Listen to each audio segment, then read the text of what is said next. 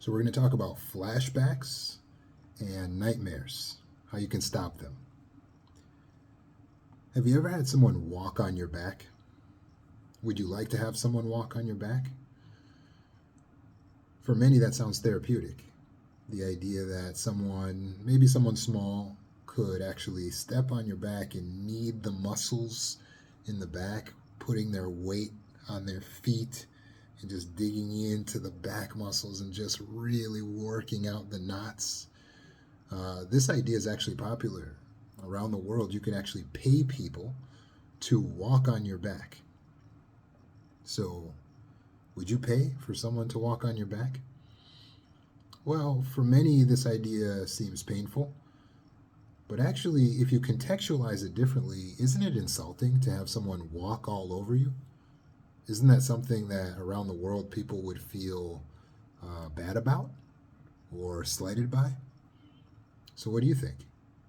Would you want someone to walk on you? Well, of course, it depends on the context and how you're looking at it. But isn't it interesting that the exact same action can be looked at from two different perspectives? In fact, the body itself could feel very good if you feel like the walking that's happening is therapeutic. The body itself can feel like it's in pain if you feel like someone's walking on you because they're disregarding you or disrespecting you, like they stepped on you. And so therein lies the conundrum of triggers. Triggers are sensitivities, and a trauma survivor has things in their life or just in daily life that become sensitivities for them. It can be the way something looks or a sight, it can be a sound, it can be visual stimuli, it can be something they smell. But whatever the stimulus is, there's a sensitivity that's built up around the stimulus that can send them into a flashback. A flashback is a sudden, intense re-experiencing of a past traumatic event. And so they could be in an argument with their spouse and then suddenly revert back to how they felt as a kid when they couldn't get their point across or they couldn't be heard by their parent. And then you have an emotional flashback. Or they could be a survivor of assault or an attack or an abuse or war, and they can be reminded of that assault or that attack and the powerlessness they felt and the scariness and the danger, all because they heard a car backfire or someone made a face or there was the way someone looked. We can be triggered by virtually anything, and that's the thing. It's not the actual trigger itself that's the problem. It's how we're contextualizing it. And it may feel like this is out of your control because you may not contextualize your triggers consciously as being bad. You may start to view a certain type of person as a danger, but you know that that would be prejudice for you to express out loud that a certain type or profile of individual is a danger to you. Yet subconsciously, it doesn't change the fact that you feel triggered into a flashback when you see a person like this. So what is actually happening here on a scientific level in the brain? Well, remember, your mind is the operating system of the brain. So your subconscious mind is the part of the mind that's running automatically. It takes a snapshot of all of the details around a trauma. And when some of those details start to pop back up, such as the smells or the sights or the way a person looks or the way a person acts, then it alerts you, hey, this is associated with that trauma, as in something that's dangerous to you. We want to keep you safe. So your subconscious mind is designed to alert you by dumping adrenaline into your system, which doesn't feel good in your heart. And your heart starts beating really fast and it feels like it's not working properly. And all of a sudden you're like scared and you have sharp pain going through your body and all these shakes and sensations. And you start stressing out. And it's those somatic symptoms or the physiological symptoms that really drive you into having a panic attack, because now you feel like, oh my God, why is my body doing this? Am I going to die? You feel like just the emotion is so strong that uh, it causes fear in itself outside of the actual uh, flashback you're having. And so, flashbacks, since they're involuntary, can seem out of control and they're undesirable. How do we change it? How do we get out of this flashback state? How do we get out of living in fear constantly? And the more fear and stress you have in your life, you may notice the more nightmares you're having. So now, even when you try to just go to sleep and get some rest, all of a sudden you're having dreams that are scary and frightening, where you're trying to escape situations, or it may relate loosely to some of the trauma that you've had in the past, but it doesn't have to be like the direct exact story of your trauma, but sometimes it can be. But ultimately, nightmares are providing additional pain for you. So now you're afraid to sleep and you're afraid to be awake and you're constantly easily triggerable. And this can happen to any trauma survivor. In fact, it will happen. It's not a sign that you're broken. This is a sign that your system's working properly. You see, your subconscious mind is supposed to protect you around trauma. And so your subconscious mind is supposed to tell you, hey, we're noticing something could be a danger to you. But your subconscious mind is an artificial intelligence. You are the actual intelligence. So you have to reinform the subconscious if indeed something you're going through is a danger. That's your job. You have to reinform the subconscious mind and say, okay, yeah, this is definitely a danger and we want to keep these triggers sensitive, or no, we're not in danger anymore around these things. And more often than not, it's the latter. So how do we do that? How do we reprogram the subconscious to dial it down and take it out of crisis mode, trauma mode? Because right now it's locked in trauma mode.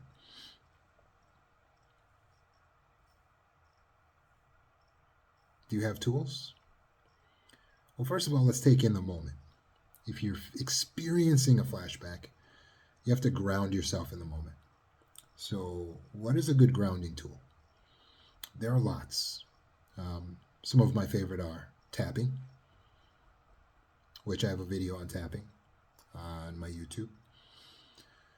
I like 5 things you can see, 4 things you can hear, 3 things you can feel, 2 things you can smell, 1 thing you can taste.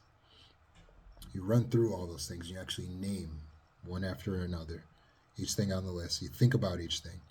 And what it does is it regrounds you into the present because it occupies the conscious mind, which indicates to the subconscious, oh, we're not in that flashback. We're not in the past anymore. It's essential that you remind yourself in the moment, this is a memory. So if you're experiencing a flashback, once you ground yourself, you immediately go in with the self-talk. This is a memory. This is not happening right now. I'm okay. I am safe. I got this. I can handle this. Can you see how that reassuring talk will actually quelch the pain and the anxiety of the subconscious, as opposed to what you may have done in the past? Oh my God, I feel like I'm going to die. I can't handle this. I can't believe this is happening again. Right? All of that keeps the subconscious mind locked in trauma mode. This happens because we feel like since the emotions are so strong, we need to be led by the emotions. And so we're cowering in fear of the emotional pain. No, I can't take this. But when you say that to your subconscious mind, it believes you. It is an artificial intelligence. So you have to instruct the subconscious mind to allow you to stay in control. So you have to say, I can handle this. Tell that to yourself in your self-talk. I can handle this. I can handle this. So again, if you're in the moment and you're having a flashback, you need to immediately ground yourself and go into positive self-talk, reassuring self-talk.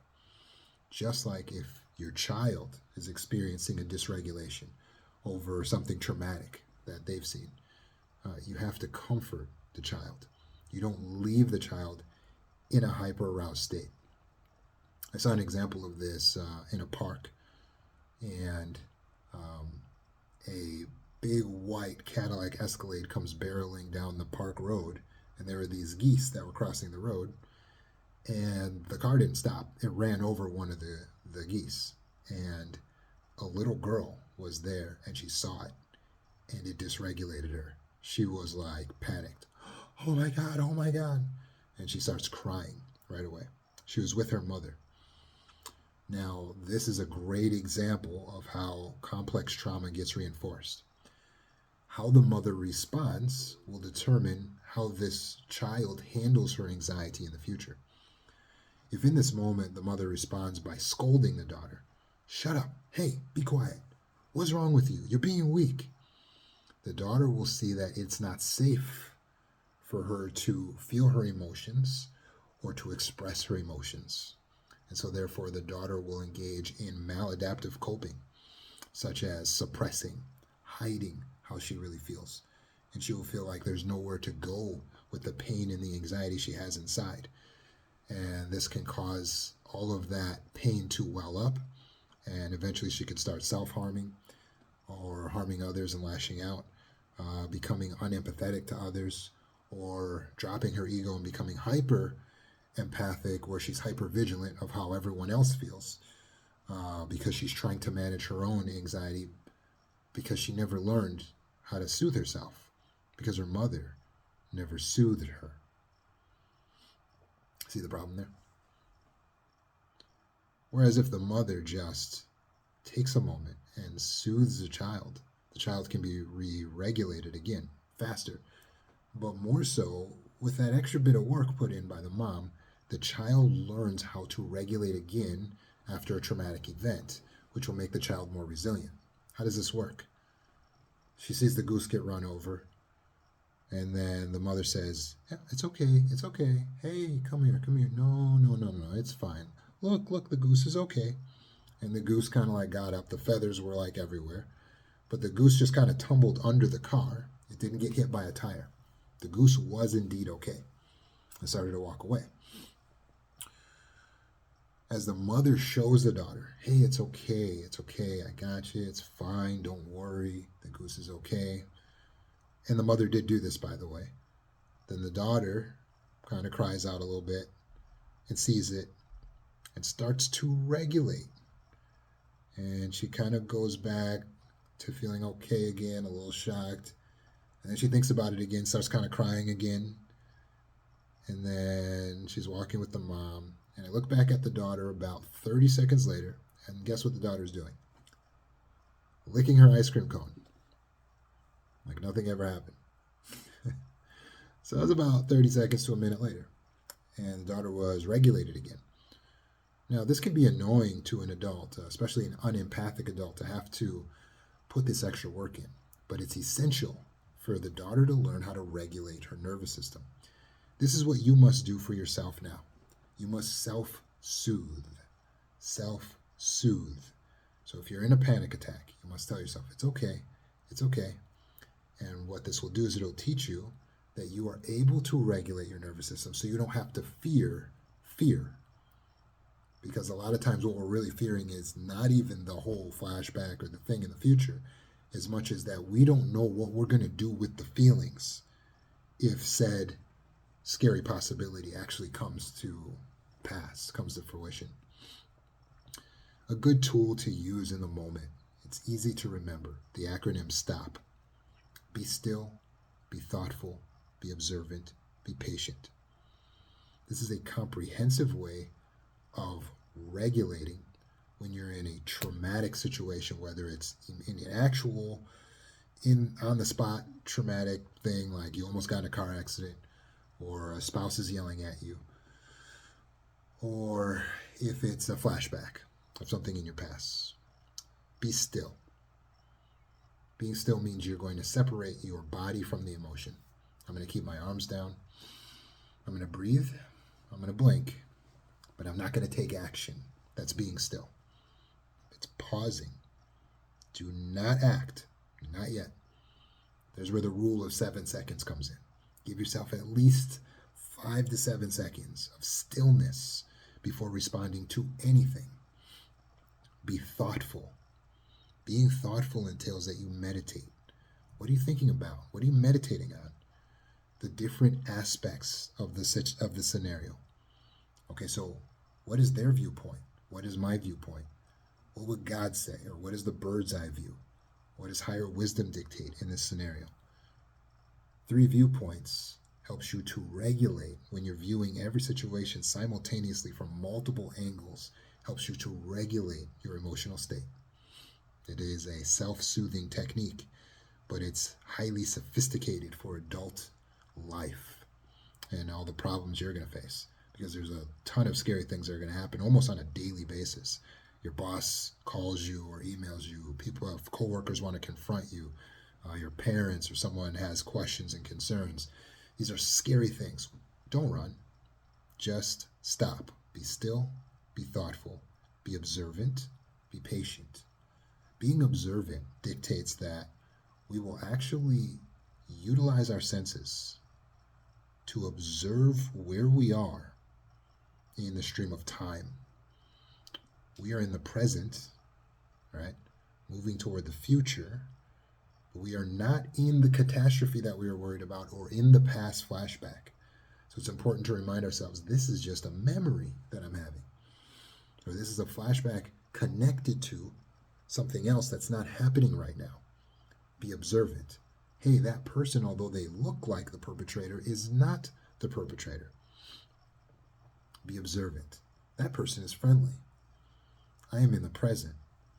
It is not happening right now.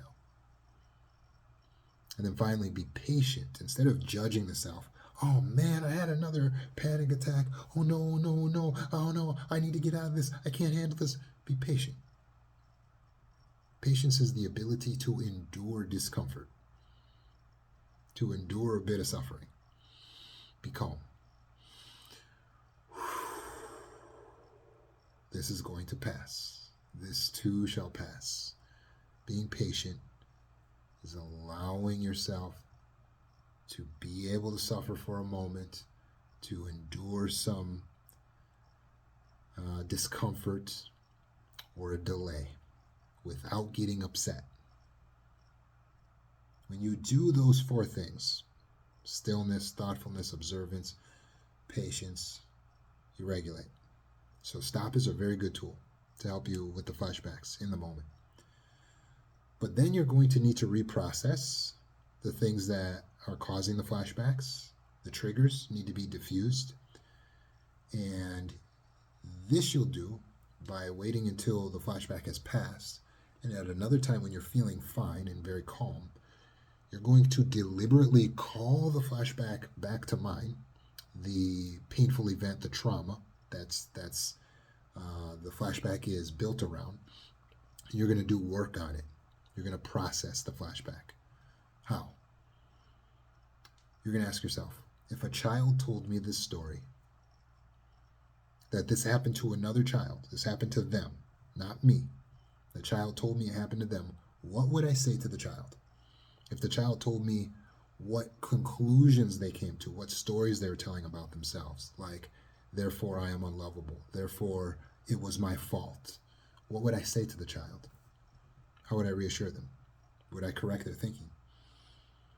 If a friend was talking about this happening to another child, and then the friend posed the same conclusions that I've come to about this, I am helpless, there's nothing I can do, there's no one I can trust. If a friend is saying, hey, I think that kid can't trust anyone, I think that kid has nothing he can do, what would I say to that friend? How would I respond? By thinking of the things from this angle, from these different angles, we're reprocessing. So we're analyzing, and now we're assigning new stories, new ways of thinking about it, ultimately fresh conclusions, sophisticated conclusions about these things. Does that make sense? That's reprocessing. So we're actually going in, running the trauma through a new system, and letting it come out of the other side with a new conclusion. And that's what processing is. We've changed it. So now we have that memory. but we've processed it so that we have a new way of viewing it. So I want to give you this processing tool. You can use it both in the moment when you're experiencing or directly after a traumatic event, or directly after a flashback, or to process a flashback. And the acronym for it would be VIP. You need to have a victory story. You need to see how you are still important. And you need to have personal power. So VIP stands for victory, importance, and power. See, these are three things that by design we must always have. We must always feel that victory is imminent or possible in order to be happy and to be emotionally regulated. We need that. This takes us out of victim mentality, which is learned helplessness, which basically just means we've come to a conclusion through the trauma and abuse that we've experienced that there's nothing we can do about our life, about what happens to us, right? So when we reprocess what just happened using victory, the V, we're going to look for the victory story. Our victory story is keeping in mind our purpose, which is our goal or goals, and how we're ultimately going to win anyway. So how did what just happened not deter us from our victory story? Or even better, how does this fit into our victory story? For example, if my victory story is that one day I'm going to be famous or have a big house, or I'm going to move to a foreign land to do my ministry. Now, just think for a moment. That's your victory story. So today you just got punched in the face. Instead of saying, oh, woe is me, I can't trust anyone, there's nothing I can do, I'm never safe, that is processing it in a way that's detrimental to the self. Now you're going to stay locked in trauma. Use V. How is this part of my victory story? And now I picture myself, yes, I got punched in the face, but it made a good story later for me to tell from the platforms in my ministry. Or I got to overcome it, and maybe I get insurance money as a result that I can use towards my house. Or when I'm famous, this will be something I put in my book. See, now I've made it a part of my victory story. I've reprocessed it. We have to see that we're going to be victorious. So please ask yourself, when you go through something, or when you've gone through something, how is that really just a part of my victory story? Also, we need to always feel important. So ask yourself this question about your trauma or your flashback. Why am I still important, though? Despite what happened to me, despite the way I was treated, despite the injustice, despite the fact that I was abused or hurt or whipped or scorned, why am I still important, though? How has this not deterred me or determined my importance? It's important that we always see ourselves as important, and we never allow ourselves to be defined by the trauma. Helps us to reprocess the situation. So look for how you're still important as a result. Maybe even more important as a result of your trauma. And now finally, the P stands for personal power. So ask yourself, what do I have the power to do still? Or what can I do about this situation now? Because we felt so powerless when we were going through the abuse or going through the trauma. That itself is re-traumatizing. Every time we think about that sense of powerlessness, we just get stuck there. We're not designed to be powerless. So it's traumatic for us as humans. That's a little secret, by the way. So here's a hack. Always remind yourself you are powerful. Always look for where you have possibility and you have power in a situation and gravitate toward that. Put the energy of the mind on what you can do. So ask yourself, what do I have the power to do? What can I do, though? What still can I do? I can always do something, so what can I do? And you will find there is always something you can do. It may not solve the problem, but even if it's unrelated, like my pain, my trauma is that my boat was stolen. What I can do is work on building my house. They're unrelated, but you will find that it helps you so much to get past a trauma when you spent the last year building a house and you have a house to show for it, rather than spending the year complaining about the fact you lost your boat. and you have nothing to show for it. So hopefully these techniques have been helpful to you. That last one, VIP, use that as a way of reprocessing. As a result of diffusing your triggers and reprocessing your trauma, and I have a whole video on diffusing triggers on YouTube, you'll be able to have less nightmares. How so? Well, the dreams that we have, and by the way, dreams are a mystery, but people don't understand how the mind works. So that's my specialty. Dreams work on the inverse of daily consciousness. So in daily consciousness, we're walking through the world, observing reality, and the subconscious is getting all of this data, all of this input. At night, when we dream, the subconscious mind still holds the data, which is in form of memories. It still has access to our imagination, which is our creativity. And it takes the data from our memories, combines it with our imagination, and creates a story. But that story is not based on what we're consciously experiencing, because we are basically unconscious when we're sleeping. So why is it creating a story? What prompts the story that the subconscious mind tells us or gives us in the dream? Well, interestingly, it's actually your physiology. It's the chemicals that you've been experiencing. It's the emotional state and your hormonal chemical state that actually determines what dream you're going to get. You see, that's why when you're anxious during the day, you get more nightmares at night. When you're living in fear during the day, you get more nightmares at night.